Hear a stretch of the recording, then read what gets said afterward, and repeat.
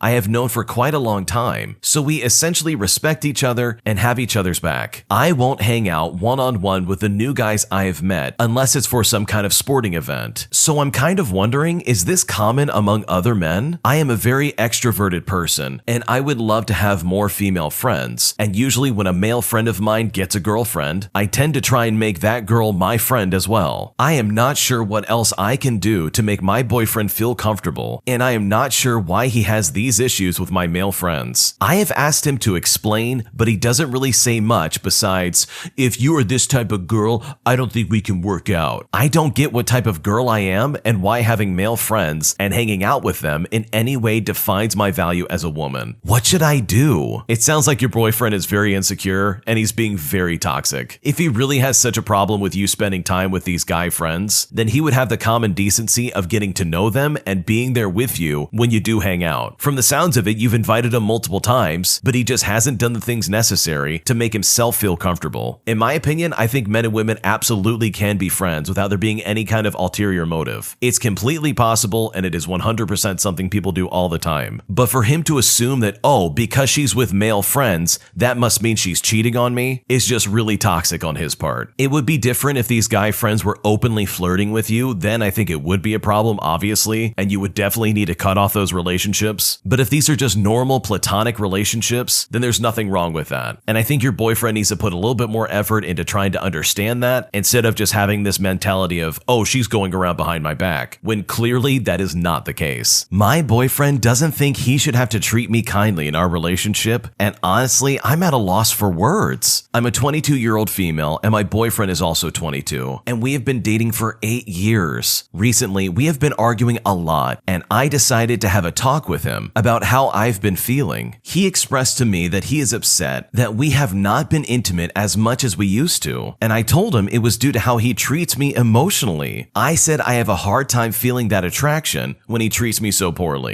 He then told me that he doesn't feel like he can treat me kindly and with respect until I start being intimate with him again. I tried to explain to him that I think kindness should come first, but he disagrees. He says that apparently for men, being intimate is 50% of the relationship. So if we aren't going to be intimate together, he can't treat me right. I feel that intimacy should be because of that emotional attraction. I told him he treats his friends with kindness and obviously doesn't expect any of that from them, but he said it's different. I just don't think being kind to your girlfriend should come with a price, and he is starting to make me feel like that's all I'm ever good for. He essentially told me that he doesn't feel like he wants to solve any of my issues I have in the relationship, which is almost entirely about just him treating me better. That is, until we solve his problem about me not being intimate enough. This is all honestly a very new problem for me, and not something I've ever dealt with before. I could really use some advice in this situation, as I'm not sure where to go with this. What should I do? Your boyfriend sounds really manipulative. I would personally, if I was in your situation, dump him fast. This is a major red flag. He's treating you like garbage as a way to get what he wants. And it is absolutely ridiculous for him to say that most men feel this way. That is not how most men feel. This guy is an anomaly. To treat your girlfriend like this, all because she's not being intimate with you, is incredibly disturbing. And in my opinion, you can do so much better than this garbage. It sounds like he's made his position very clear that he's not going to treat you better unless you do certain things with him, and that is unbelievably unfair and toxic. Kindness and love and generosity should be the first thing on the forefront of any relationship, in my opinion. And if this guy doesn't want to do that, then honestly, I would cut your losses and find someone who will. My boyfriend of 9 months is still good friends with his ex-girlfriend, even though he's never told me about her. So my boyfriend and I have been dating for about 9 months now. We met online through gaming, and we are now living together. Most of my boyfriend's friendships are online friends he plays video games with, which is very similar to me. Before me, he was in another online relationship, and after breaking up, they stayed really close friends, and they also shared the same friend group. I knew about her, but I never met her. I only ever met some of the people from this friend group, but that was all before me and my boyfriend started dating. A few weeks before we started dating, my boyfriend had a big falling out with his friend group. From what I've gathered, I know it was because of his ex, and it pretty much seemed like it was because of jealousy and other really petty reasons. I also think there are some details about this that I'm not aware of. Either way, this caused my boyfriend to distance himself from the group and her, because he said it was very toxic and he wanted to take a break from it. I always encouraged him to work things out with his friends eventually, and I was excited to meet them whenever he felt comfortable around them again. He said he would contact them when he was ready, but at the moment, he said he did not want to, nor did he feel the need to. Many months go by, and my boyfriend and I eventually meet up and move in together. He still expressed no plans to reconnect with the friend group for a little while still. After a month or so, I found out that he had reconnected with his ex, but he had not yet told me about it. He said he messaged her after she had unblocked him and they were catching up. The things he said to her while doing so is where my problem began. In the months that passed from him falling out with his friend group, all the way till then, my boyfriend's life had changed semi-drastically. He had uprooted his life and moved to my country to live with me and get a job here, something that was quite a big deal. When catching up with his ex, however, he specifically went out of his way to avoid mentioning me, saying he was in my country but staying alone at a hotel, and saying that the reason for wanting to move here was simply because he wanted to try something new. I was never mentioned, and neither was the fact that he was in a relationship. I found it strange, since this was someone he, multiple times in the past, referred to as his closest friend. So why would he keep such details from her when trying to reconnect? I also found out about the whole thing as an accident, which further hurts my feelings because I did not see why he felt the need to hide it from me. All of this obviously upset me, and I accused him of not being serious about me and lying to me about his intentions. I may have overreacted, but the whole thing made me feel very insecure. We talked it out, and his reasoning was that he didn't want to be that close to her and that he did not feel comfortable sharing private things about his life to these people anymore. I could see where he was coming from, so we made up and moved on. Time went on, and eventually he reconnected with most of the people from the friend group while still keeping them at a distance. The past incident had been on my mind a lot, and it kept giving me a bad feeling, so a couple of times I couldn't help but ask him if he had or would ever mention me to them, which he hadn't. One of the times it turned into a small argument because he got annoyed that I was still bringing it up because he did not understand why I cared so much, and he thought I was accusing him of doing it intentionally. He said he found it awkward to bring it up out of nowhere, and again, he wanted to keep his life private. While I could understand that, I also realized that this was more important for me than for him, and we agreed that if it came up naturally, he would say it. I didn't ask for him to announce me or anything like that, but when asked about his life and the things he mentioned doing and the places he's going, instead of saying he did it all alone, just say that it was with me, his girlfriend, which is true. I considered it an easy request and said it would do a lot to reassure me, and he promised he would do it if it came up. Fast forward to now, and I know he still has not mentioned me to anyone he is talking to. It has been around 4 to 5 months since he initially contacted his ex. The only person I know he has told was one friend he told a long time ago, and she was an older friend who was separate from the group. I can accept that with some of his friends, the topic never really comes up since they speak very rarely and mostly about games. But when it comes to his ex, I cannot understand it. They have gotten a lot closer and seem to be speaking very regularly, sometimes whole days at a time. I'm assuming they're almost back to being as they were before falling out, minus spending time in calls and playing games together. When I ask him why he doesn't do that with her or anyone from the group anymore, he just says he does not want to. I know they discuss their lives a lot and that he is helping her out often. He even sometimes mentions to me what's going on in her life as well. He is also sending her pictures of things he's been up to, so I can only assume he is talking about his life and not being too private. He already told her that he moved from before, so privacy doesn't seem like a good excuse to me anymore since so much time has passed. And that's the part where I am pretty confused about why she has absolutely no idea I exist in his life, and neither does any friend of his that know her. Lately, I have been wondering if his reluctance to speak to them in calls, like before, is because there's usually no way to do it without me being in the same room, which would risk revealing that he is in fact not alone. Why on earth is he hiding me? I basically have no idea how to go about this situation the best way. We never agreed to have any kind of secrecy. I thought after agreeing to do it, he would end up, well, doing it. I'm pretty hurt that he seems to not want to, and it has been hurting my self-esteem. I would love to have someone else's perspective on the situation. Maybe it is not as serious as I am making it out to be, or maybe I need to be more patient. I know I will eventually have to bring it up again, but I don't want to come off as the possessive and jealous girlfriend who won't let her boyfriend have his privacy. It feels almost humiliating, basically begging for what I would consider a pretty easily completed request. But I'll admit I do not understand his perspective fully, so I am hoping someone could help me out. I know it's not a big deal, it just feels so out of place with everything else in our relationship, and honestly, it really bothers me. He is very loving and kind and seems super committed to me. We spend a lot of time hanging out together with my friends, and he says he enjoys that they know we are a couple. We have met each other's parents, and we both know that we're serious about each other. Usually, I talk to him about all of my feelings, but I am just really confused about his decisions surrounding this, and I wouldn't want to cause problems for no reason. I would really appreciate someone else's perspective on the situation since it's causing me so much stress. I think there's a big difference between keeping something private and keeping something a secret. Keeping something private would be him saying, "Hey, I have a girlfriend," and then literally leaving it that, not airing dirty laundry and not really sharing anything else. It wouldn't be a surprise that he has a girlfriend, but other than that, the details can be very vague, and that's where you leave it. But keeping it a secret would him being like, "Hey, I moved to this other country by myself, and I do all these things by myself." He's not even mentioning your existence. In his eyes, you're a secret, when in reality, you're supposed to be his partner. And if I was in your shoes, I would definitely see this as shady behavior. I really hope this is nothing shady, reality and that he's just being an idiot. But there's no reason for him to lie to his friends, as well as get super close to his ex-girlfriend, with him all assuming that he is still single. That, in my eyes, is just not a good look. It makes it seem like he is still on the market, when in reality, if you do love each other as much as you're saying, he should be more open and say, hey, I have a girlfriend. He doesn't have to go into the specifics about it, but he can at the very least make that known, especially in front of his ex-girlfriend. He is talking to his ex-girlfriend without mentioning this lady at all. That is a big deal breaker in my opinion, and a major red flag. It's almost like he's setting things up to try and cheat on her. I really hope that's not the case, but this all seems super sketchy from my side of this. And I think you're asking a question that you already know the answer to when you're asking, why is he hiding me? Worst case scenario, he plans on cheating again and he doesn't want people to know that he's in a relationship. I really hope that's not the case, but honestly, from what you've described, it kind of seems like it's leading in that direction. So I think having an honest heart-to-heart with your boyfriend will really go a long way in this case. Because if you two really do love each other like you say you do, then this should be easy to work out. Otherwise, this might be a deal breaker. My family has lost all of their trust in my girlfriend,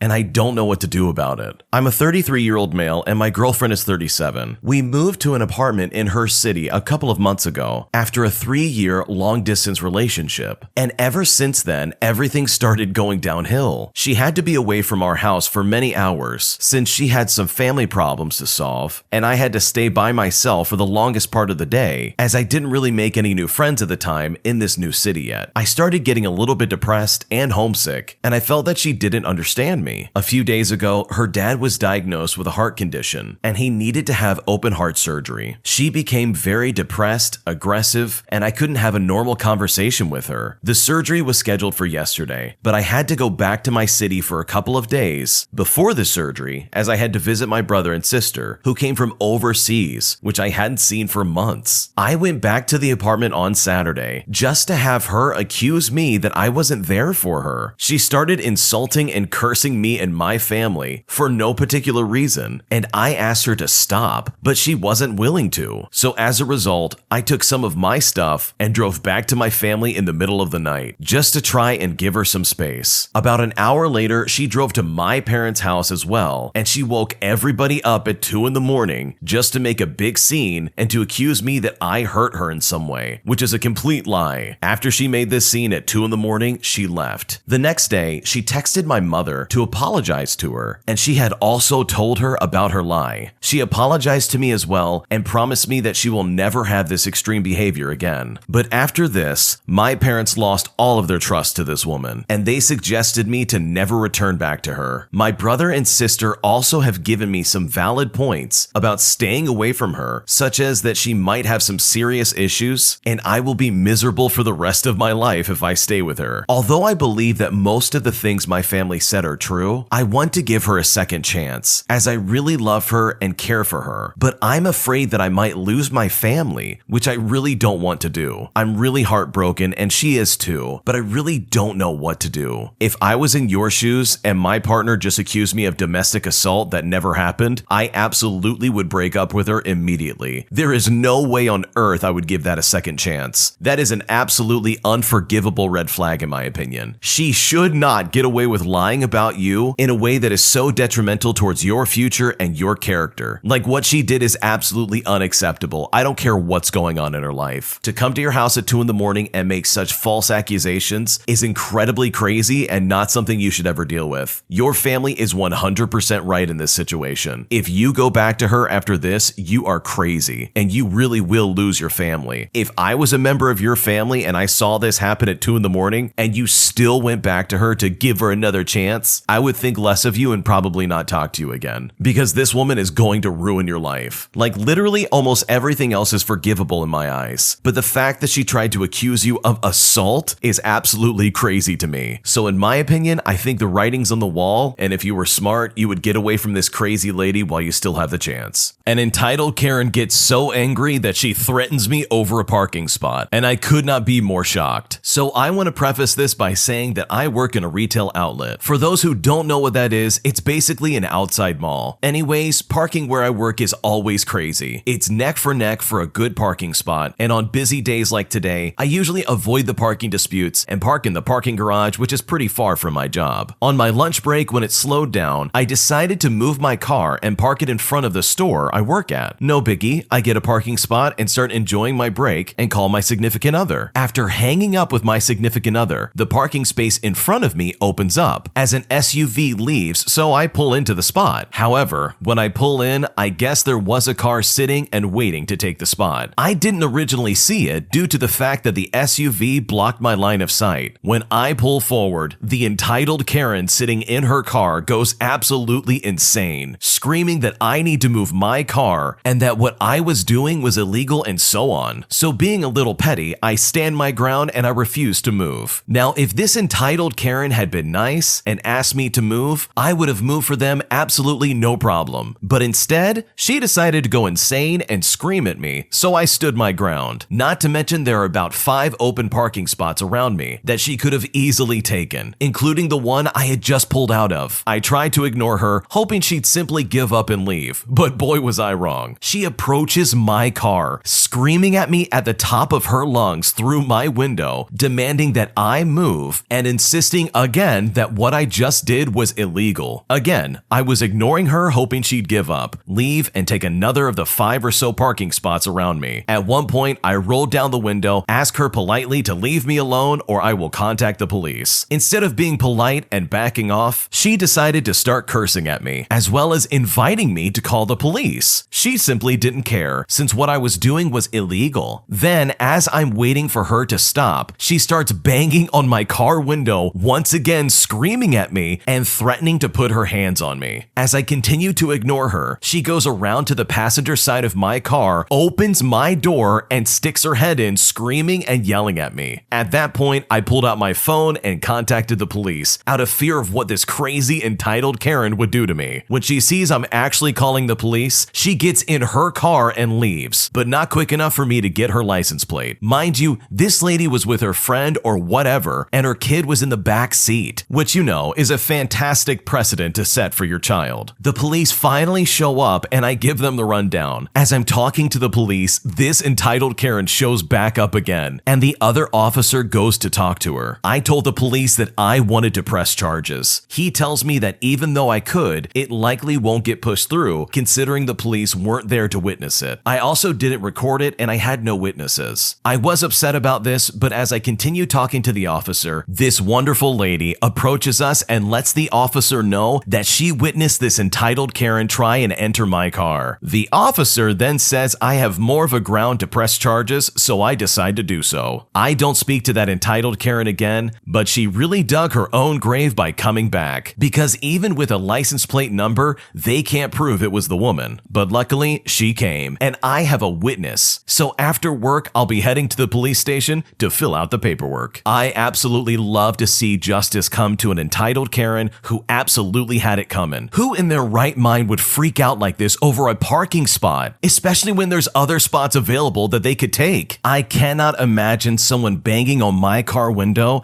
and then trying to get into my car and then successfully getting in my car just to yell at me over a parking spot. You must have some serious issues in your life to treat someone else like this over a parking spot. Go to therapy, lady. Overall, I'm really glad that this lady had a witness on the sideline that watched this all go down. That makes this story so much sweeter, because now she's got proof and now she really will have grounds to press charges. So congratulations to this original poster. Because of you, one less Karen is now going to terrorize the world. And for that, we give our thanks. How can I handle my really difficult neighbors? I lived in my home for a couple of years now, and I have great neighbors. It's a quiet community where everyone seems to respect everyone else. Recently, new renters have moved in, and at first they seem really nice. However, that fell apart when one day I was coming home from work and saw them pulling into my parking space. I pulled up behind them, not blocking them in or doing anything that could be seen as offensive, and said, "Hey, how are ya?" I didn't get a response, so I said, "Do you mind parking in your spot because that one is actually mine?" She had a major attitude, and her friends jumped out of the car like I did something wrong. She tried to tell me that she could park there, so I assumed that her landlord didn't inform her of her own parking spaces. So I pointed to her spots and said, "Those right there go with your house. No one else will park there." She actually said,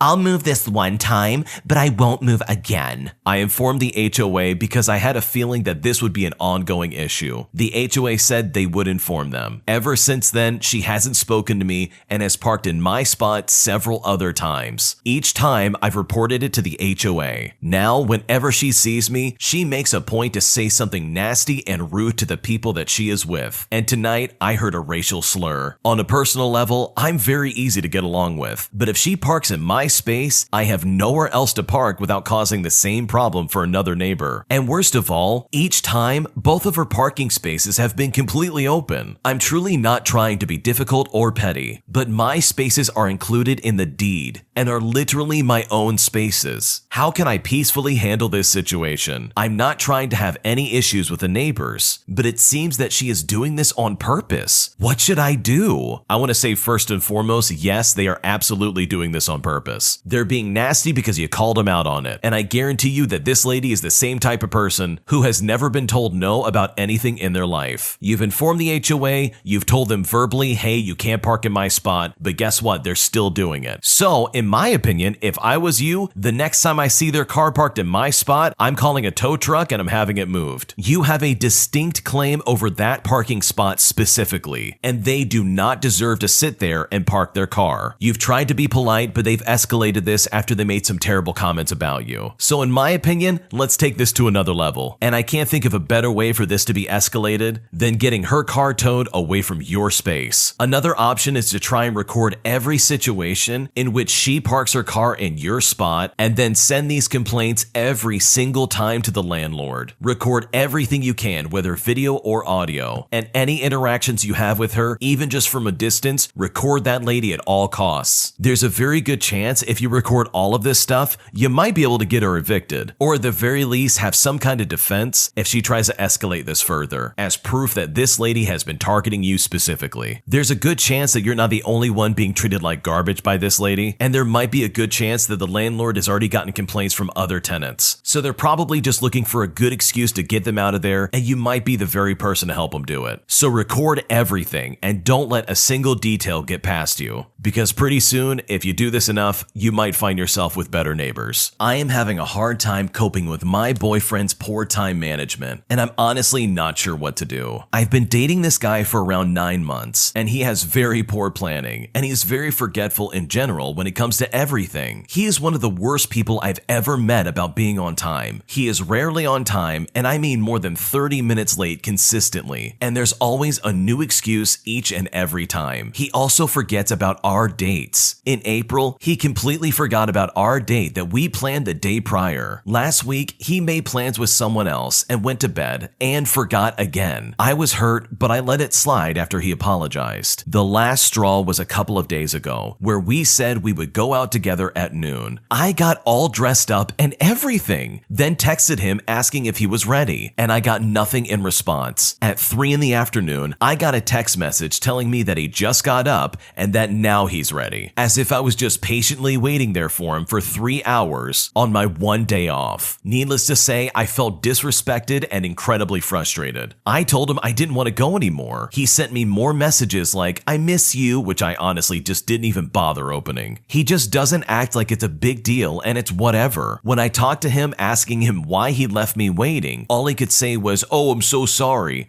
And that's it. He hardly ever calls me or visits me. We only talk once or twice a month. So that honestly makes him blowing me off even worse. It takes him an entire day to respond to my messages. And it honestly seems to be getting worse with time. And I feel if he continues, I'm going to get resentful. It makes me feel like I'm the only one putting in any effort. I'm kinda old-fashioned, but I was raised to view being punctual as very important. And being on time is a matter of pride. Like if I say 10 o'clock, I will be there at 9:45, as long as there are no emergencies. I find being late very embarrassing and shameful, and forgetting about your significant other when you made plans is just really hard to understand for me. Are we just too different? What should I do? It is completely inappropriate for him to leave you waiting for 3 hours just for you to go out on a date. You both made plans, you both said, hey, we're gonna be here at this time, and then he completely goes back on it and betrays that trust and completely forgets. In my opinion, there's really no good excuse at this point. And in my opinion, time management is a big deal when it comes to relationships. I'm sure he's probably lovely around you and he's very loving and kind and probably meets your needs in a lot of ways. But if he is not reliable and dependable when it counts, How on earth could you imagine making this work? I just don't see a good future if this guy is going to continue to act like this. But even worst of all, it seems like he can make plans with his friends, but he can't make concrete plans with, his girlfriend, which in my opinion is just completely inappropriate. That's the one person you really do need to put first and say, hey, I'm going to prioritize my plans with her and make sure that I get there on time. If I was in your shoes, I would make it very clear to my boyfriend that, hey, you need to change because this is putting a strain on our relationship. Because I do not think it's unreasonable for you to expect him to be on time and to consider your time as well. My boyfriend needs space after a huge argument, but still wants to keep in contact daily. So my partner and I have been seeing each other for nearly a year. My partner's 31 years old and I'm a 30-year-old female. Long story short, we've gotten into a series of arguments in the last month due to our struggles communicating. We both played a role in the miscommunications, but it hit a tipping point where I blew up and said some things that really hurt him. I didn't call him rude things or say things intentionally to hurt him. I was just feeling insecure and questioning his love and care for me, as he's not a very communicative guy. We've had several conversations since then and are finally at a point where we're able to calmly talk about our feelings, needs, and boundaries, all without falling into the cycle of blaming each other. The problem now is that because of the hurtful things I said, he says he needs a lot of space to process everything and decide if he can move forward.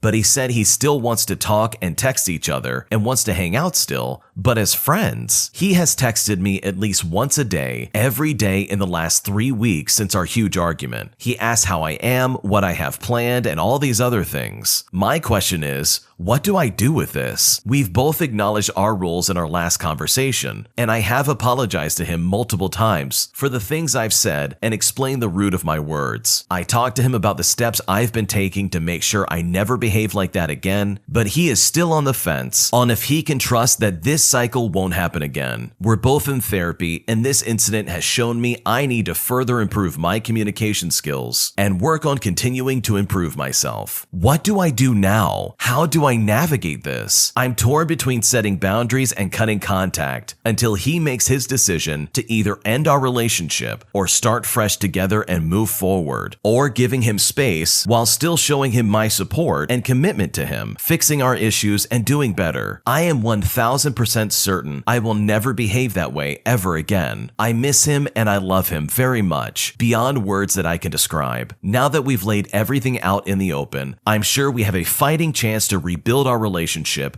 and work on our communication together. I'm convinced that if we make it past this, I'm going to marry him. But am I uselessly holding out hope? I'm trying not to blame myself and give myself grace, but it's hard because I feel like I ruined a good thing with my emotional outburst. I'm staying busy and tending to myself, but the sadness I feel is profound. What should I do? I think if you're working on yourself and you're both trying to move forward in the right direction, then I think you're doing everything you need to do. At this point, it kind of seems like the ball's in your boyfriend's court, and there's not much you really can do besides wait and try and be supportive of whatever decision he makes. It honestly sounds like things are going in the right direction for you two, so hopefully things work out and hopefully you can salvage your relationship, because it sounds like you're putting the work in. My girlfriend of 8 months broke up with me because her heart wasn't in it 3 weeks after me moving to her city. So my girlfriend and best friend of 8 months broke up with me out of nowhere, and I don't know what to do. My first relationship was a year long and broke up due to family pressure and other tangible reasons, and I grieved for 4 months when I met my current girlfriend. I rejected her at first as I wasn't ready for a relationship, but 2 months later, I realized she exceeded my first girlfriend in every single way, and we blossomed into an amazing relationship. I know everyone says you'll meet someone better, but I'm 28. I've gone on dozens and dozens of dates. I've met countless girls, but I've never met a silly, goofy, yet ambitious and smart, beautiful girl like her. I definitely sound like I'm putting her on a pedestal, but the connection we have is immeasurable. Before she met me, she was in a toxic relationship for a year, and she never thought she'd experience a love like she did with me. She even said she will try to find me in others, but doubts that she will be able to. And most importantly, she acknowledged she could be making a terrible mistake and regret it and come back later, but she has to do it right now. She says there's no specific reason as to why we're breaking up. She said that she just realized her heart isn't in it for the last 2 months, and it hasn't gotten any better. Basically, it all started with the fact that I was in a city 4 hours away, and she wanted me to move to hers before introducing me to her family. Eventually, though, I did just that after lots of applying, and that's when she started having panic attacks. She's always had mental health issues with anxiety and depression. That combined with this being the toughest semester of her master's degree, overall, I genuinely thought that she got cold feet. Also, we went on a supposed break for like 2 to 3 months when she realized that she wants a provider and someone who's ambitious in their career. While I always nagged her when we lived together, she has to pay 50% of everything and wasn't taking my career that seriously at the time. I think those 2 reasons are why she decided to dump me the most. Now I'm in a city 4 hours away from my family and friends, and I'm soon to be truly single. She asked me to stay friends because she would legitimately be depressed without me in her life, and we're still talking and sending memes to each other at the moment. But once she's done with exams this week, I'm meeting her one last time next week. She doesn't know it'll be the last time, but I'm telling her that I can't be friends with her and know the reasons that she dumped me, and that I will work and improve myself, and hopefully she comes back to a better man. I'm clinging on to hope that she'll come back. I feel it in my heart that she will. She had valid reasons to be scared of a future with me, as I wasn't being a man, but I've learned the lesson the hard way. Now I'm in a new city alone with nothing to lose and everything to gain. I hate to break it to you, but I think you're really avoiding reality right now, and that is that this relationship is over. She kicked you to the curb, and I think you need to move on. That's easier said than done, right? You two obviously connected together in a way that you haven't found before, and to that end, I'm so sorry that things didn't work out. But I think holding on to some irrational hope that she'll come back to you is only going to do more damage to you than good. I don't think she's going to be coming back to you. It's wishful thinking at best, and I think you need to start packing your bags, so to say, and find someone better in your life. My parents have come to visit me and changed everything in my condo without my consent, and now I'm really upset. In November of last year, I moved into a condo my parents own in the Midwest. I used to live with a roommate, but she moved out and left a ton of mess behind. And it's stuff that I was told not to mess with until my dad could fix it. When I first moved out here, they were okay with me not paying rent because I didn't have a real job yet. I got one in February and have been paying rent ever since on my own. I love my parents and they are good people, but they have recently come to visit me at their place. They gushed about how much they miss me and they couldn't wait to see me. My parents are very ridiculous and minimalistic. They like straight lines and bland decor. Since I lived here alone, I decorated my countertops, added colors and lights, all very tasteful. I went ahead and cleaned all Saturday, even though I knew it would never live up to their standards of cleanliness. When they walked through the door, there were barely any greetings and their faces immediately fell. The blinds weren't wiped down, the shelves had dust on them, and I used Windex instead of granite cleaner on the table. There was no happy rekindling because everything was wrong from the moment they stepped through the door. I know this is their place, and they have every right to feel and do as they please. They moved all my plants, replaced my pillows, rearranged my furniture, and threw away my decorations. And my mom wants to rearrange my closet. I know they are just trying to help, but it's draining me. I didn't ask them to do any of these things. I just wanted them to come by and just be with me. They claim they are doing this for me and want to make sure I'm set up before they leave to go back home. But I was okay before they came by.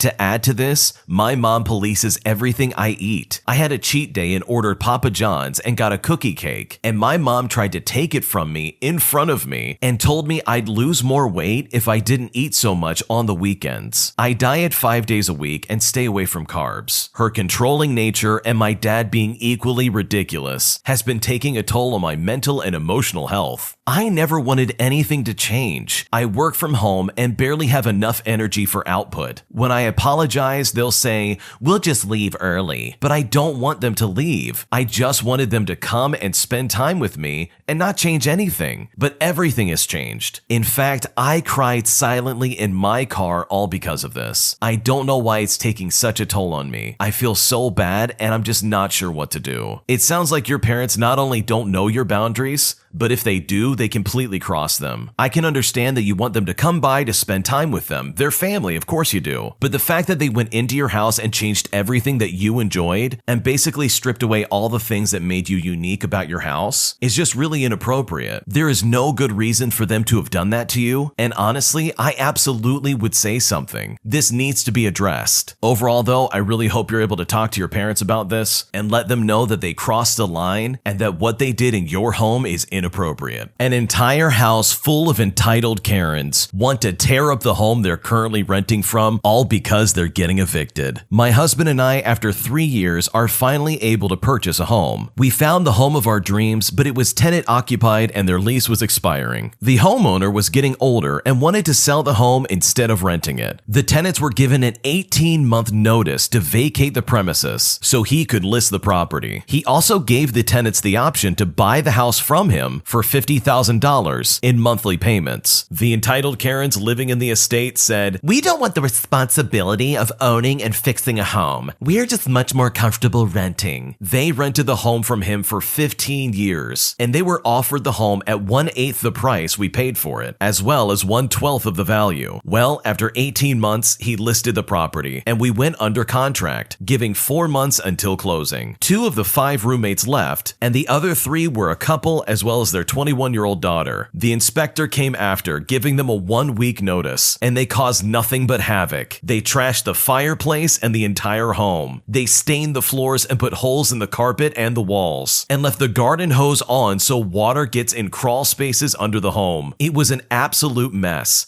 But the inspector noted everything. But this is where the fun part begins. The tenants refused to pay their utilities and asked if the homeowner would extend their lease since it was their daughter's childhood home. The homeowner refused and instead showed them the contract as well as the damages. They complained that they should be entitled to be given the home since they rented it for so long, but the homeowner said, "Tough noodles." The tenant couple vacated when the homeowner showed them the eviction documents, but left their 21-year-old daughter behind. She requested that when we purchased the home, if we could be her roommates and put her on the title. We laughed and then recollected on all the damage they did and said no. She blamed us, stating we took her home from her and that it's our fault that she has to leave. I sympathized and said, "We totally understand it was your childhood home, but you had every opportunity to purchase it and you didn't." After a few weeks, 1 month before closing to be exact, the appraiser and the inspector came by and she barricaded herself in the master bedroom. After being given $50 from the homeowner just to bribe her out of the room, she left the home for the day and it was a complete mess. Clothing and trash piled everywhere, pizza boxes stacked to the ceiling, and the stench of rotting food made the inspector have to put on his mask. They finished their job and the homeowner had replaced and repaired everything on the list, totaling to about $52,000 worth of damages, except inside the master bedroom. The week before closing, the last tenant left, and we come to find out she already had another apartment for months, but just wanted to trash the place so we would back out. The homeowner hired professional cleaners, and it took 4 days to clean and sanitize that room alone. We just got the keys and discovered the last tenant had ripped drywall off of the master bathroom, put screws down the garbage disposal, and crushed the garage door opener when the previous homeowner reset the code. And right before this entitled Karen left the house, she left us a note saying she expects her security deposit back. And well, after all the damages she did, you can bet she's not getting a single dime. I think from here on out, anytime someone gets some bad news that they don't like, I'm gonna say tough noodles. This is quite literally every homeowner's worst nightmare. Can you imagine buying the home of your dreams, only to then have a house full of Karens running around and destroying your property? Thank goodness the people who are buying this house did not have to fix it up, and that it all fell on the homeowner themselves. I don't know if they did or not, but I'm sure, and I definitely hope, they hired a lawyer to sue these people for property damage. But thankfully, they have their house, and hopefully they will never have to deal with those entitled Karens ever again. My husband cheated on me and has now been diagnosed with stage 4 lung cancer, and to top it all off, his mistress is now pregnant. The title is literally self-explanatory, but for the sake of clarity, here's a little bit of background. My husband is a 38-year-old man, and I'm 34 years old. We've been together for 19 years. We dated for 7, and we've been married for 12. We have 2 young children and another due in September. My daughter is 10 and my son is 8, and I'm 32 weeks pregnant. Like any other family, we had our share of fortunes and misfortunes. The last couple of years were particularly quite painful for us, as we both lost our loved ones due to COVID-19. He lost his elder brother, and I lost my grandparents. Our struggle started during the grieving process. He berated me for grieving my grandparents while he grieved for his brother. While I understood that unlike his brother, my grandparents were able to live a full life and see loved ones grow, but that didn't make my pain any less. I lost my father when I was very young, and my grandparents were always around to help my mom and us. They were my family. I tried to have a conversation with him, but he just shut me off. He started being distant and quiet at home. I gave him space to grieve, but eventually it started impacting our lives quite intimately, if you know what I mean. This went on for 4 months. I suggested couples therapy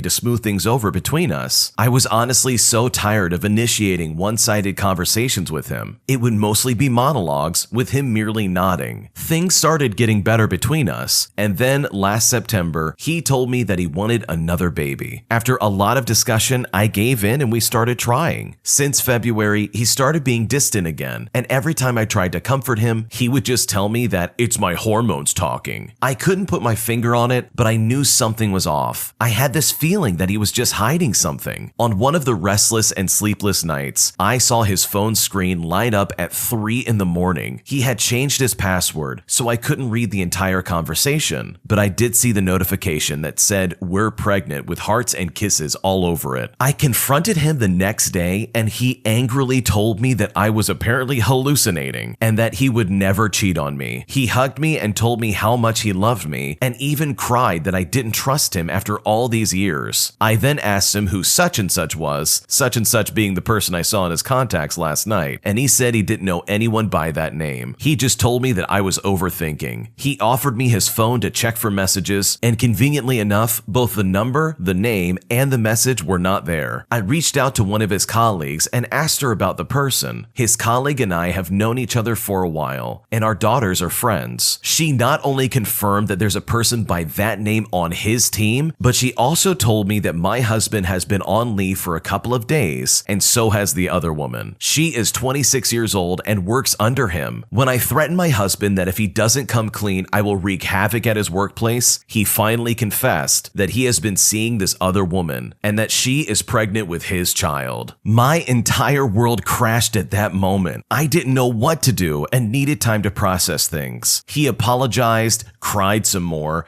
and begged me to give him another chance. I asked him to move out and he complied, saying that he will give me some space and time. "Whatever you need, babe," were his exact words. I didn't want to take any rash decisions and wanted to focus on my pregnancy, my kids, and my own well-being. So I delayed any conversation of divorce or legal separation. But every day, I stumbled upon new pieces of information, such as when he convinced me to try and have a baby, all while he was already with that woman. He was spending some quality time with both of us. It honestly makes me sick to my stomach. I also found their chat backups on his email ID, and it is honestly completely filthy. I went no contact with him in April and told him that I needed time. He has been there for all of my doctor's appointments, even though I don't even acknowledge his existence while I'm there, while also being at his mistress's doctor's appointments as well. He said that he messed up and he wants to rectify his mistakes by owning up to it. Currently, he's living with his parents. Last month, my mother-in-law informed me that he has been diagnosed with stage 4 lung cancer. He asked me to forgive him and to live his last days with him, but I can't even bring myself to look him in the face. I asked her to take my kids to see their father, and my daughter told me that the other woman was at daddy's bedside. I was completely furious. Apparently, she goes with him for his appointments as well. I hate her and I hate him. I am pissed,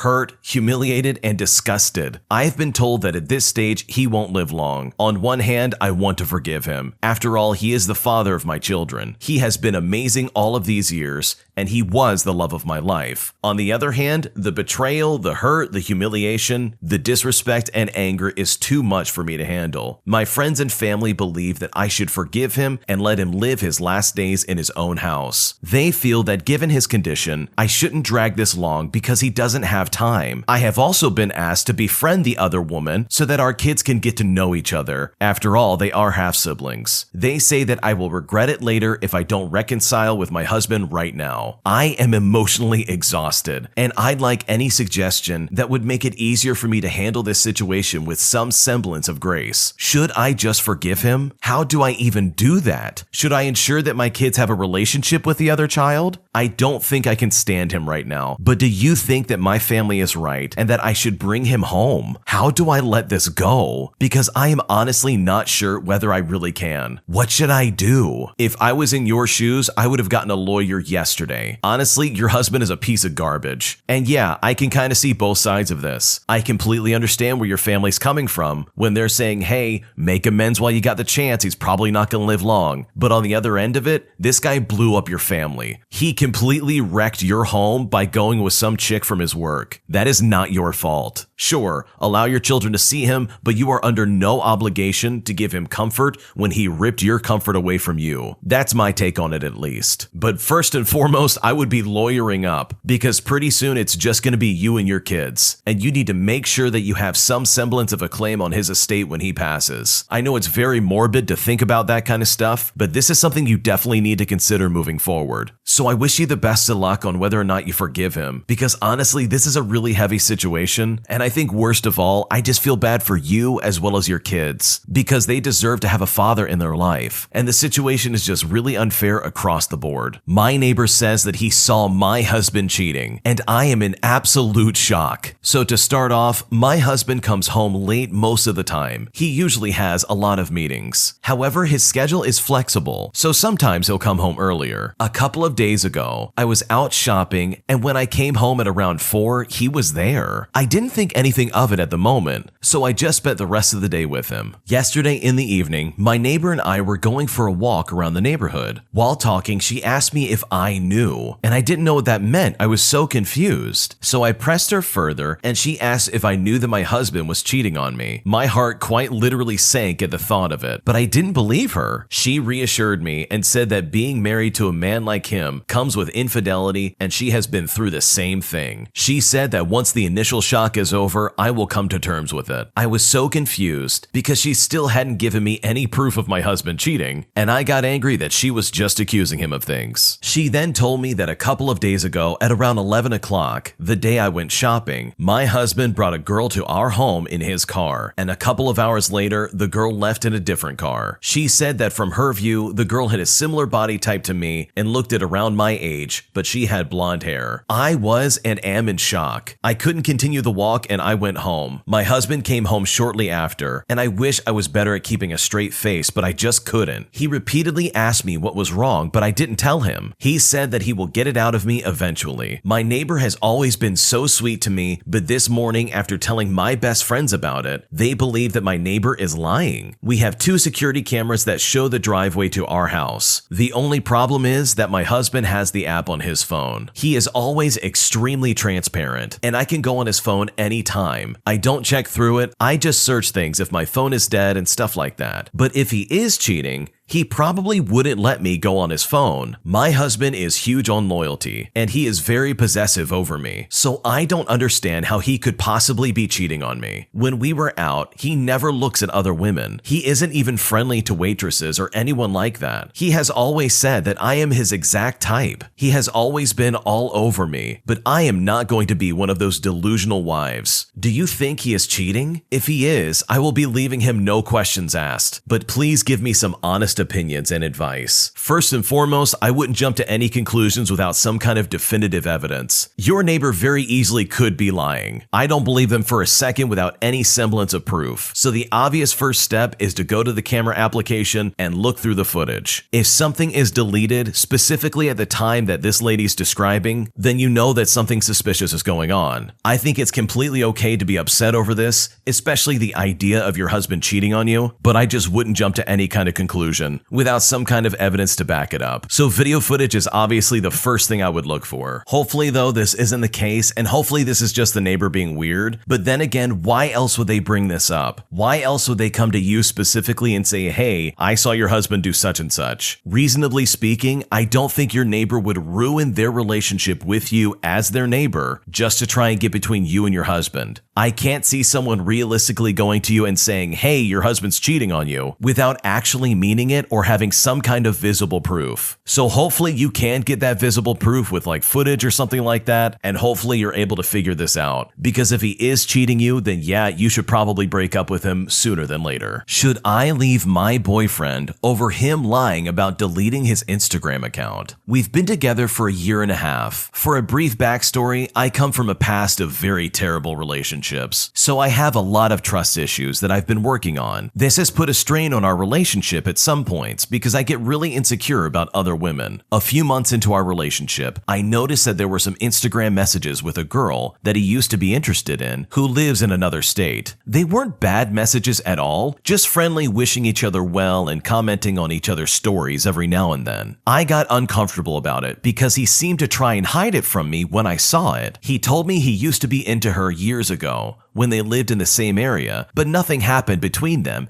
except ending up being friends. He said he knew I would be upset, so he panicked and put his phone down out of reflex. I was uncomfortable about it, so he told me he would never message her again. He showed me the rest of his messages, and there wasn't anything bad, just messages with friends. I don't have an Instagram account, and I've expressed to him how I hate social media. He offered to delete his account to prove to me that he really doesn't care about talking to any other women besides me. Fast forward to now, I thought his Instagram had been deleted this whole time. I re-downloaded the app for the first time in forever to look at something random, and I decided to snoop on his account just to see if it was still there. Not only was it there, but I realized that he'd been liking friend photos after I did some more investigating. I then checked on the one girl I saw him messaging last year, and I realized he liked one of her photos in January. This made me really upset. I then confronted him and he apologized and admitted it was wrong to hide that from me. There was one time in January where he told me that he had re-downloaded the app for a work promotion, so I thought that maybe he just got on once or twice after that. I was mainly upset that he liked the picture of the girl that I was so worried about, but after a lot of talking, he was very sorry. He said he didn't think it was a huge deal and that he was just liking stuff on his feed. He considers her a distant friend, so he didn't think it was wrong or that he betrayed me by liking the photo. He didn't want to be open with me about it because he knows how insecure and sensitive I am, and he didn't want to cause any conflict. I let it go, but then a few days later, I had a nagging gut feeling, and I decided to look more into it to see if he's actually been on the app more than just once or twice. Up until this point, I had never gone through his phone or laptop, but I wanted the truth. So I got on his laptop while he was at work and got on Instagram to see if it's already been logged into his laptop. Based on his login history, he's been logged into the app almost every other day for the past 6 months or longer. This made my heart drop because I thought I was going to find messages of him cheating, but thankfully I didn't. There wasn't a single message to another girl except a couple of girlfriends he has that I'm not really worried about. The only other messages were with his guy friends. He also never messaged that girl again like he promised, so that was honestly a relief. I was also very, very upset about the lie, especially because he didn't fess up to being on Instagram this whole time after I thought he only logged in once or twice for work. His reasoning is that he doesn't feel like he has the space to be honest with me about this stuff. He said he just liked logging in while he was bored at work so he could see what his friends were up to. He said that since he knew he wasn't cheating on me in any way, he didn't feel it was wrong to get on and scroll and message some friends every now and then. The thing is, my boyfriend is a really good guy. He is very kind and loving towards me, even though he might not totally understand my trust issues. His ex cheated on him with several coworkers for 2 years straight, so he knows how bad that feeling is. I never actually thought he would cheat on me, but I also never thought he would lie to me too. I understand that I never gave him space to open up about this stuff because he fears I'll get mad. We talked about it and he agreed to be honest and open from this point on, even if it might hurt my feelings. I also told him I would give him the space to tell me these things and to work on not getting upset over other women. I really don't want to control him like that. I really don't know what to do. I want to stay and work on fixing this dynamic between us, but the lying thing shook me to my core. I hate being lied to. I get why he did it, and I don't think he is a cheater, but is it worth giving this relationship another shot? What should I do? This is a rough one because I mean at this point you're treating him like you don't trust him and you've trained him to like hide things and like to hide conflict from you because you're like hypersensitive about all this. So yeah, you've not given him any room to be honest with you in the slightest. It's super unhealthy and it's super restrictive. Like you say you don't want to be restrictive and you don't want to be that girlfriend,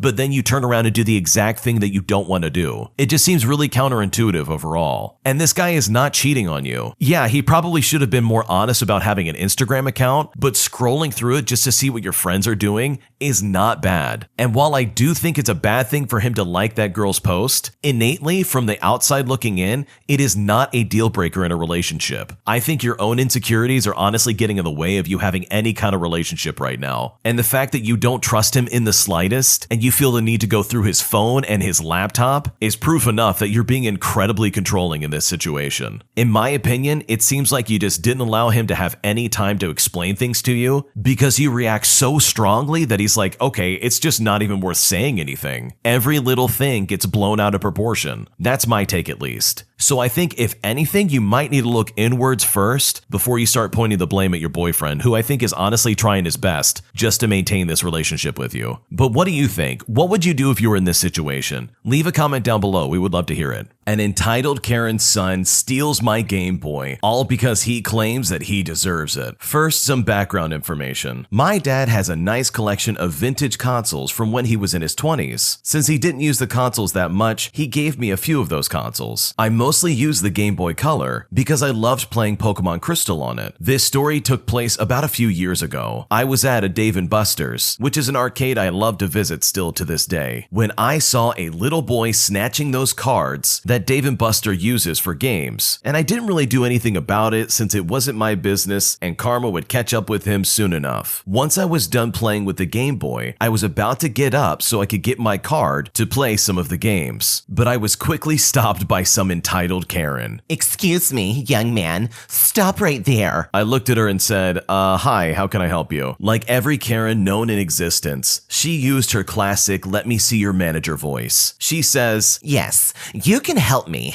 Give my son your Game Guy toy thing you have. I was kind of shocked when she said this, so all I could say was, excuse me? She looked at me and said, you heard me, young man. Give my son the Game Guy. At this point, I realized she was talking about my Game Boy. I said to her, and why should I do that? She said, well, my son has behaved for the last month, and I'm trying to find the perfect gift for him. The fact that she was calling it a Game Guy annoyed me beyond belief. So I said, sorry ma'am, but I'm not just giving my Game Boy away. Oh, all right. How about 40? I didn't know what she meant, so I asked, what do you mean by 40? She then says, $40 for your Game Guy. How is this so hard to understand? I look at her and say, lady, a Game Boy costs a little over $100. And even if it did cost $40, I'm not selling it to you. The Karen went back to her kid and started talking to him. I just ignored it, put my Game Boy in my back pocket, and went to go get my card. I got it without any issues. So I went over to play a game. And while I was playing, I felt a bit of shuffling in my back pocket and heard small footsteps walking away from me. Can you guess what happened? I think you can. My Game Boy was gone. I instantly knew who was responsible for this. I don't get mad easily, but since the Game Boy was my dad's original one, I was furious, especially since it has my Pokemon game still in the Game Boy. I stormed over to the Karen, who was walking out of the arcade with her son. I shouted for the lady, and this entitled Karen looked shocked because I found out my Game Boy was missing. How dumb do you have to be to not notice a whole console going missing from your pocket? She says, ugh,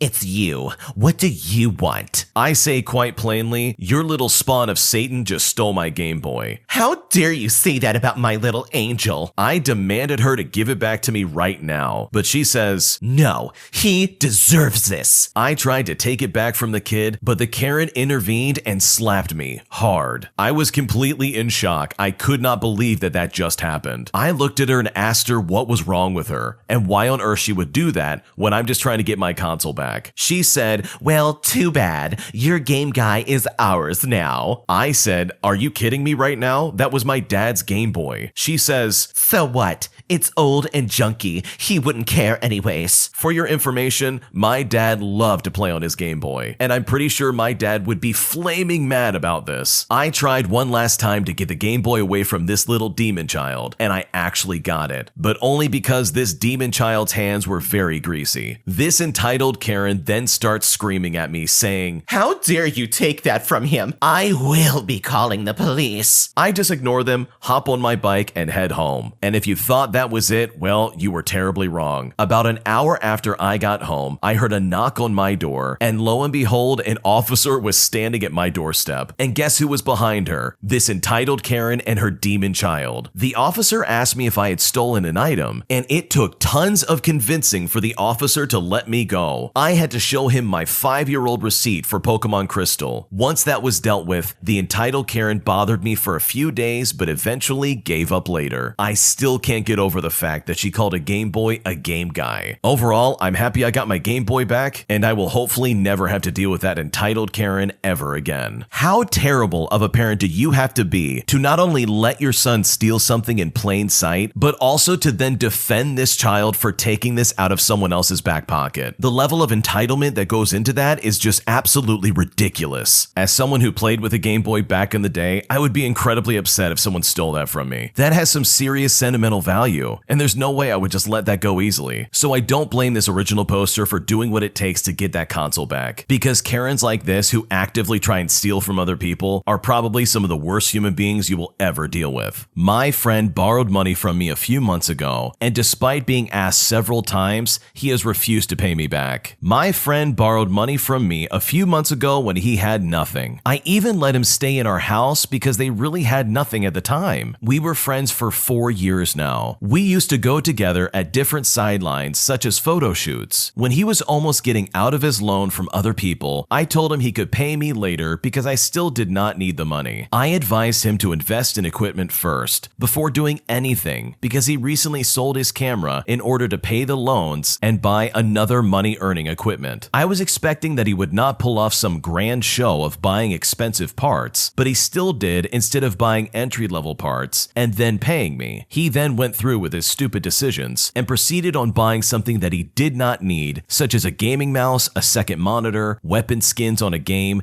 and high-quality speakers. I was disappointed, but I did not pay much attention because I thought he would pay me in time. So I gave him a deadline, which is a month away, because I will need the money before July. Now that the deadline is over, he then blabbered on about how he was rejected by this girl, or how they had no money again, and went on telling me his personal problems instead of paying me. I got angry, and then he pulled off his habit of ignoring the messages of someone he doesn't want to interact with, which, by the way, is a typical scammer move. I feel like he was stepping on me and telling himself, oh, it's just my friend's money, I'll pay him next time. I really needed the money, and I feel bad for cutting ties with him. I also heard that he can't pay his electric bills and still owes money to other people, some amounts being far greater than mine. What should I do? You should never give this person money ever again. They clearly took completely advantage of you. You learned a valuable lesson to not give money to a leech, and that's honestly all this guy was. He was a leech on your wallet, and you do not need that in your life. To be honest, you're probably never going to see that money again, and I personally do not blame you for wanting to try and cut him out of your life. I mean, this is a huge breach of trust. You were there for that friend when they needed someone to talk to, and unfortunately, it looks like they played you really badly and got money out of you and then said, see ya. So hopefully you learned a valuable lesson from this, and hopefully next time someone asks you for money, you think twice and make sure it's somebody who's actually going to pay you back. Today, I messed up by being brutally honest with my girlfriend and causing my relationship to end. Let me start off by saying my girlfriend has major social anxiety problems and has met a lot of bad people in her life. She has had terrible exes and terrible friends. Before our relationship, we had been friends for several years. At some point, we liked each other and started dating. It was fine at first, but then she started to show me her insecure side. And by the way, she is extremely insecure. I promised her I would never leave her and always be by her side. However, in yesterday's argument, I asked her if she feels the same way about me, and she responds to me by saying, If there's a better person out there, then I'll go with them. Until that, it's you. To say I was shocked would be an understatement. I was completely taken aback by that. I questioned her heavily, and her response response was, "Well, I know for a fact you'd do the same." I assured her that I wouldn't do that, but she wouldn't change her stance. Then the argument kept getting worse and worse, and she ended up bringing up stuff from the past, calling me a liar as well as dishonest, implying that I was a disloyal person. She then proceeded to break up with me on her own accord and act childish when I tried to repair the situation. After this, I kept texting her to calm her down and think about this, but she blocked me on everything. She then unblocked me an hour later and started talking again. She asked me to tell her the truth about everything, so I did. So I went ahead and confessed something that normally you would think wouldn't be a big deal. I admitted that I found a certain celebrity attractive a long time ago and no more. She then got super upset and heartbroken at this fact and kept crying and crying. She said that since I liked this celebrity a long time ago, while I still liked her, that I was not loyal. She claimed that I would leave her if some attractive girl came up to me and asked me out. I responded to this by saying that this will never be the case and that I love her unconditionally. She then said she was gonna pass out and eventually did and went to sleep. I was desperate and frantic trying to fix the situation after that and texted her saying I'm sorry and explained how much I love her. And I said this just about every hour after she fell asleep. She woke up really early in the morning and simply replied with the letter K and has fallen asleep again. I'm honestly at a loss and I don't know how to fix this relationship. What should I do? I'm gonna be honest, your girlfriend sounds absolutely unhinged, and there is no way in the world I would put up with that for a second. Here's the thing with having a celebrity crush. It's not a real crush. That person will never meet you ever. So in my opinion, if you get upset over your significant other mentioning that a celebrity's attractive, then the problem's with you. They are literally commenting on someone that is unobtainable. They will never get with that person. And I personally think it's absolutely insane to try and extrapolate this type of confession about a celebrity as some kind of proof that your significant other is going to cheat on you. Because that's just not the case and it's just crazy. It sounds like you're trying to do everything to keep this relationship together, but in all honesty, I think you're going to be a lot better off without this lady because she's using her own social anxiety as well as her own insecurities to try and manipulate you. And genuinely, I think you can do a lot better than this. A girl I'm interested in dating keeps canceling our dates due to anxiety. What should I do? I met Sarah online and we clicked right away. Sarah is not her real name. We have a ton in common and we're both interested in each other. We went on a first date that went really well and she said she would be interested in a second date, but it's been a month and we've yet to go on that second date. 3 times now we've planned a date and she has backed out anywhere from a few hours to a day before. 2 times there were somewhat understandable excuses, but most recently she backed out without an excuse. When I asked if she simply was no longer interested, she reassured me that she was still interested. She said she was just overwhelmed due to some recent bad news, and she said her anxiety was getting the best of her. I have anxiety too, so I do understand the desire to cancel plans at times, but I'm also getting frustrated and feeling rejected. I have to initiate all of our text conversations and all of our plans. I even asked if she wanted me to stop asking her on dates, and she said no. She confirmed that she is still interested, but I'm feeling very conflicted. I know some will say I should just cut my losses and run, but I'm hesitant to let go of an otherwise great match. Does anyone have any advice for dating someone with this level of anxiety? Is there anything I can do to help her feel comfortable enough to actually follow through on our plans for a date? What should I do? I can totally understand where this original poster is coming from. You obviously found somebody who you really connect with and you really like, but Sarah keeps canceling and you don't want Sarah to cancel her plans. So now you're trying to figure out some kind of plan of like, hey, what do I do? How do I get her back on a date? I want to get to know her and spend time with her if she's willing. And from what she's saying, she says that she's willing, but her anxiety is just getting the best of her, which is understandable to an extent. But honestly, after a while, that's just going to hinder any future relationship. I know personally, I would be pretty frustrated after the 3rd time of trying to go out on a date with this girl, only for her to cancel for the 3rd time in a row. It is definitely disheartening to see that happen, and you never want that. So if it was me, I might have already moved on by this point, but it sounds like this guy wants to give it a try. So maybe you could just leave things up to her and see what happens. If she's in a good place and she feels like she has a good handle on her anxiety, maybe then she could reach out to you and try and get things going for another date. In the meantime, I don't think you should just wait around and see if she ever wants to come on a date with you again. Maybe look around and find someone else to go on a date with, but maybe just leave the ball in her court and see what happens. Either she's going to come around and say, hey, yes, I want to date you, so let's give this another try for the 4th time. Or she's never going to call you back, and that is honestly the best answer you would ever ever want. At that point, you'll know for a fact she's not interested in you and she was just being nice because of her anxiety. So hopefully you get that second date, and hopefully she doesn't cancel again for the fourth time. Today, I messed up by showing my daughter the movie Coraline without knowing what the plot is, and I think I may have traumatized her. This happened this weekend. My husband and I get to share credit on this one. We have a 5-year-old daughter, and we are always looking for movies we can enjoy watching with her. It's not easy to find something both tolerable for adults and engaging for kindergartners. We'll show her movies that we liked as kids, as well as some newer things. I always loved Tim Burton movies, and she really liked Nightmare Before Christmas. So when I saw a copy of Coraline at a yard sale, we thought it might be another one we could enjoy together. I'm not sure how familiar people are with these movies, but appearances are deceiving. Nightmare Before Christmas is an animated film about Halloween characters that try to take over Christmas celebrations. It's a PG movie and all the characters look scary, but are actually really nice. Coraline is a PG movie and the animation seemed really appealing. I got the sense from the cover that it was another movie with similar vibes to Nightmare Before Christmas, and I thought she might like it too. But oh man, I was wrong. It starts off okay with a young girl moving to a new apartment in an old house. Her parents are busy working and the neighbors are odd. She gets this doll with button eyes that looks like her and finds a secret door in the apartment. Next thing you know, she goes through the door and finds a parallel world. It's like hers, only better, and the people all have dolls with button eyes. It seems great, but it turns out that the other mother is an evil witch who traps children in her dimension. She convinces them to swap their eyes for buttons and then they can't leave. Once she traps them, she eats their souls. It was intense. Coraline tries to escape, but the other mother steals her parents. She has to try and get them back and find the eyes of the ghost children so they can be free. So as you can guess, my daughter watched this and freaked out. At first she was saying she was scared, and I tried to encourage her to keep watching. I did this a few times and told her that it's okay just to keep watching. I found that sometimes seeing the conclusion of something scary is better because it gives resolution to the fear. But not this one. We were halfway through and I'm genuinely feeling disturbed with the plot. I finally pull out my phone and read the full plot summary and realize that it's only going to get worse. I tell my husband that we absolutely messed up and we better shut it down now. My daughter starts having an anxiety attack and we turn it off and switch to something funny and familiar. Since then, she's had all sorts of nightmares about this movie and it's been relentless. We can only hope that we didn't mess up our kid by accident and try and look more into these movies in the future so we don't have a repeat of what just happened. That movie that's being described, by the way, is actually really scary. It is not meant for kids in the slightest, so yeah, I can completely understand how your daughter would be super scared of this. I remember seeing that movie for the first time and I was absolutely creeped out. And I don't get creeped out by movies, but that one messed with me a little bit. So yeah, you definitely want to make sure you get the right movie for your kids, because otherwise they might just be scarred for life, and that would not be good. Would you break up with your boyfriend because of their friends? I'm a 25-year-old female and I've been dating my boyfriend who's 33 years old for a few months now. We met at work, but we don't work for the same company. I'm a consultant that was based at his site for a few months. Due to lockdown and the intensity of the project, I ended up becoming friends with him, as well as a few others from that site. They invited me to all of their work parties, and even a going away weekend. Here's where the problems come in. I find his friends really disrespectful. One of his friends made fun of my hair, and my boyfriend didn't even say anything. He claims that he didn't hear it, and maybe he didn't. But his other friends, who are all in their 30s and 40s, have been alluding to our relationship for months. We do keep our relationship private because it hasn't been so long. His female friends ask if I'm just a friend with benefits, and the guys actually giggle when they see me. I get messages from his friends on social media saying that he's such a great guy and pushes us to be together, but it's not done in a caring way, although my boyfriend thinks it is. When we all hung out last year, they met some of my friends and his friends decided to invite my friends to a party, but not myself. He said it was just because they knew each other and he didn't say much on it. My friends actually never talked to them and they never got invited to these parties, and they only started talking to my friends more when they knew we were hanging out. When I used to turn up to parties, they would rarely talk to me and direct everything about me to my boyfriend. I think they're being very rude and they're acting like high school students. Now I have nothing to do with them, but I hear about them constantly talking about me and them alluding to some personal aspects of my relationship with my boyfriend that just makes me uncomfortable. I believe my boyfriend is being too passive with their behavior. He knows how uncomfortable they make me, and when he had a party Friday night, he texted me offering to leave when they showed up. However, I think I've lost care. care. If people he associates with are saying these things after 5 months and he still couldn't shut it down even after I've told him to do it multiple times, I'm honestly at a loss and I'm not sure if this is the right move or not. If your boyfriend's friends are making really inappropriate jokes or comments about you, especially if those comments are in front of your boyfriend who is hearing it all go down, then there is no reason your boyfriend can't pull them aside and be like, hey, you're making my girlfriend uncomfortable. You need to stop. It's as simple as that. And if they really are friends, then they will understand and back off. Otherwise, this is just straight up creepy and incredibly inappropriate. So from my perspective, I don't blame this lady for saying, hey, I think I'm done, because the boyfriend's being super passive and not being active in protecting his girlfriend. And in my eyes, that's more than enough reason for her to say, no thanks, I think I'm gonna look elsewhere. But what do you think? What would you do if you were in this situation? Leave a comment down below, we would love to hear it. Today, I messed up by taking my brother grocery shopping with a blank check. My brother works at a restaurant and has been eating their food for 10 years now. It has made him a bit chunky, as he would put it. He's trying to lose weight, has lots of college debt, and is still depressed about our parents dying early. So I thought I'd help him out. On a personal note, I'm very frugal and make less than him, but he's all I've got left in this world. He's a great kid who has never said a bad word about anybody, so I took him grocery shopping for healthy food for once. He mostly got a bunch of frozen and canned stuff to store for later because this wouldn't be a regular thing, as well as lots of fruit, veggies, deli meat, but for the first time probably in a while,